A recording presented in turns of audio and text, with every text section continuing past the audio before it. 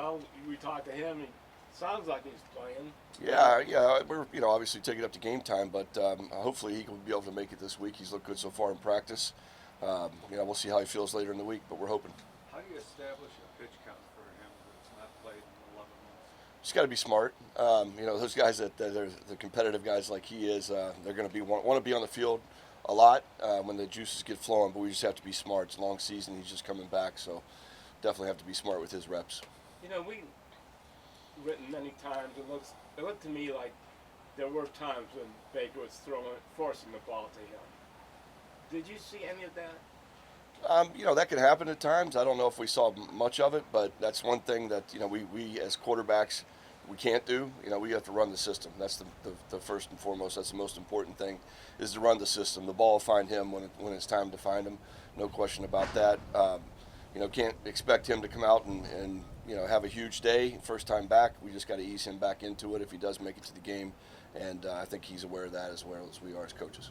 So it's up to the quarterback to manage that, isn't it? Balls in his hands. Ultimately, yeah, that's obviously Baker's decision where the ball goes, but the reads will take him there, and when the read takes him there, that's when we'll find out. How much can Odell help, especially given the fact that you won't have Jarvis? Big time. If he's available, that'll be huge for us. Losing Jarvis is big. Obviously, is a leadership role and a production role.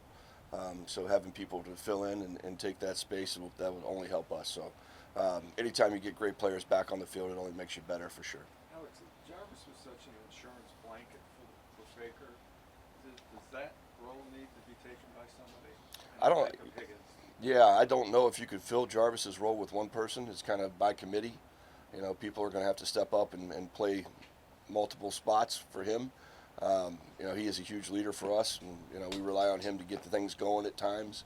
So I don't know if one person can do that, but I know we have the people that can fill in. It might be multiple people taking that role. The comfort level he gives the quarterback on 36 Sure. or something like that. He's a go-to guy. He is. Do you have one without him?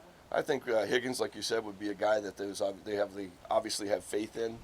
From the quarterback position, they played a lot together, and they have a good feel for each other, yes. But, to ask Higg to come in and, take the production role of Jarvis would be unfair to him. I know when Baker came back from the locker room after getting checked out, it looked like you guys kind of had a little bit of like a protective type offense for him. Running the ball, tight ends, running backs, short, quick passes, those type of things. Was that the case, and is that something that going into this week that you're cognizant of as you and Kevin put your heads together to come up with a game plan? I always want to protect your quarterback, whether he's been injured in a game or not. That's first and foremost. But I don't think we've gone through this week saying, we're going to change the way we approach our game planning because of that. I think Baker will be okay. Ultimately, you want to protect your quarterback at all costs, and we do that anyway each week. The game dictated how we finished that game. We were running the ball well there in the second half. I think we just leaned on the run because we could. I know it's only been 2 weeks, but Baker's completion percentage is way higher than it was last year. It's leading the league.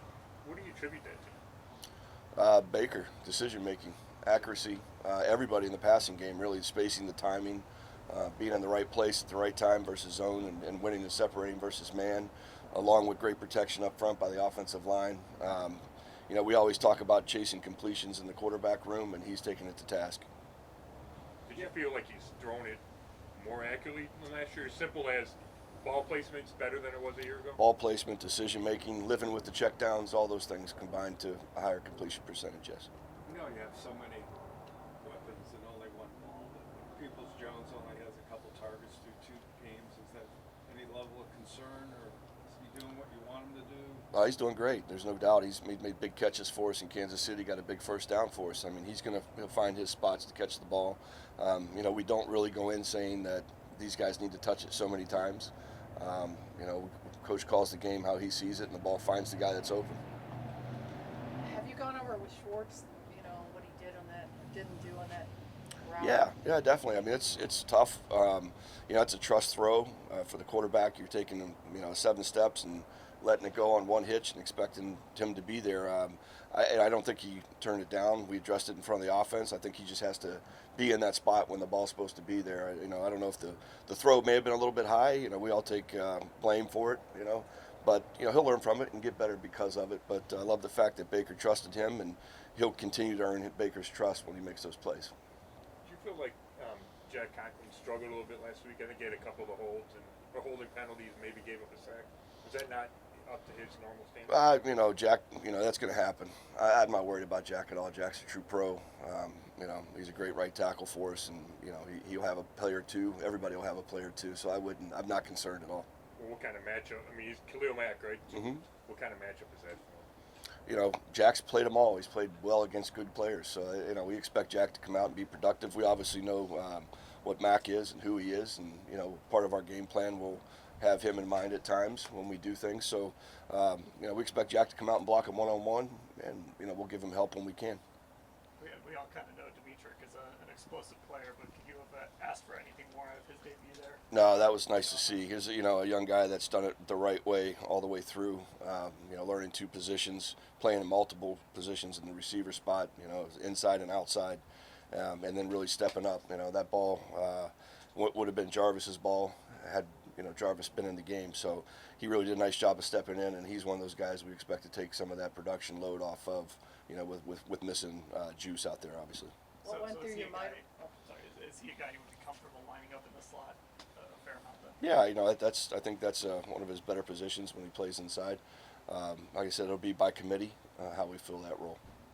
What went through your mind when you saw that spin move? Ball security. Biggest thing was ball security, so that's been addressed this week. He's got a target on his back. That ball was a little loose at times. Great job breaking tackles. We just got to do it with great ball security. The fact that Wills couldn't finish, is that not unexpected? You guys were obviously prepared that might. Yeah, we were ready. We were hoping he would get through. He got stiff there late in the game, but huge step for Jed to step up and be available for his teammates. Really proud of the way he played. He fought through. The ankle was big and swollen, and he made it to game day. And really proud of his effort to get back for his team. You go in this game thinking you'll have him? We're hoping so. We'll see. It's going to be game time decision, I'm sure. But after last week, I would expect if he's feeling good, he'll be ready. Is the Bears scheme a lot different than the defenses you faced the first 2 weeks? They are different. Obviously, a 3-down team in base that gives you a little different look. It's kind of Nick Fangio-ish at times. Vic, that's who you see in it. But they're good. They're talented, extremely talented. A lot of good players on that side of the football. Obviously, they put a lot of money into the defensive side, and it shows. They're good through the middle. They're good on the edge. It's a talented defense. It's going to be one of our biggest challenge offensively this week. When you watched their game last week against Cincinnati, how were they in base at all, or how much were they in base? They usually match. So when they were in bigger people on offense, they matched it with their base defense. They do match. The thing about that was they had 3 or 4 sacks, 3 interceptions, a forced fumble. I think it was 9 QB hits. So we have a great challenge ahead of us offensively. Is there a lot more of the 3 tight end thing that could evolve? I mean, is there a lot more potential for that? I would say we're probably one of the higher teams in 3 tight end sets in the league, but we feel really good about our 3 tight ends anytime we put them on the field. But I mean, is there more you can do with it than what you've shown so far? Oh yeah, you could. I'm sure there's tons of stuff you can do with them, but they're really good players for us, and we like to get those guys on the field when we can.